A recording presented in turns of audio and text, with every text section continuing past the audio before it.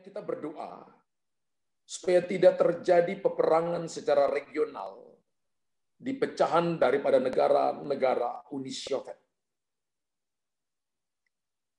Kita berdoa supaya situasi yang terjadi sekarang ini, yang ada di bagian bawah daripada Soviet atau Eropa bagian timur, supaya tidak terjadi masuk dalam peperangan regional, artinya ikut campur tangan negara-negara lain. Karena Tuhan menunjukkan kepada saya ada derap begitu banyak kuda. Kuda bicara tentang kekuatan yang dipakai manusia, alat-alat perang yang dipakai. Datang dari utara, datang dari barat, datang dari selatan. Kita perlu berdoa supaya tidak terjadi peperangan yang akan membuat korban nyawa begitu banyak. Supaya Tuhan menghentikan. Yesaya 46 berkata, Tuhan mematahkan busur, menghentikan peperangan.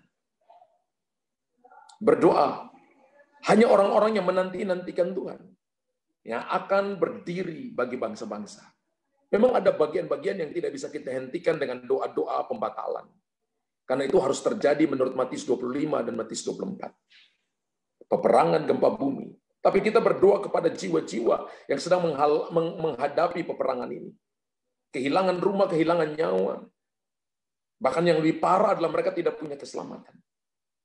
Berdoa, gereja harus berdiri dan berdoa. Supaya kita melihat bahwa ini adalah tuaian beribu-ribu laksa. Ketika orang ada dalam tekanan, dalam depresi, ini waktunya untuk mereka mencari Tuhan sungguh-sungguh. Tuhan berkata bahwa gereja tidak boleh sampai tidak melihat atau masa bodoh. Mereka punya mata tapi mereka tidak melihat. Mereka punya mulut tapi mereka tidak mau bicara. Mereka punya tangan tapi mereka tidak mau menolong. Artinya tidak ada kerelaan, tidak punya waktu, tidak punya sikap, tidak punya sebuah empati untuk diberikan kepada compassion, untuk memberikan dorongan, untuk melihat supaya jiwa-jiwa ini diselamatkan. Paling tidak Bapak Ibu tabur doa. Sebab yang naik di hadapan Tuhan itu bukan uang. Doa kita ditampung dalam kirbatnya Tuhan. Ketika Bapak Ibu berdoa, maka ada pelayanan malaikat yang akan menyelamatkan. Tuhan akan bicara dengan cara yang ajaib. Kita berdoa supaya pemulihan terjadi di Eropa Timur. Ini waktunya. Dan untuk Indonesia, kita berdoa supaya Tuhan berikan kekuatan kepada Bapak Presiden dan para menteri, TNI dan Polri, dalam menghadapi situasi yang terjadi hari-hari ini. Ada begitu banyak hal yang perlu dihadapi. Ada begitu banyak hal yang dihadapi oleh pemerintah. Tapi saya percaya bahwa Tuhan memberikan kepada Bapak Presiden dan para menteri TNI Polri hikmat dan kebijaksanaan untuk menghadapinya. Saudara dan saya perlu berdoa.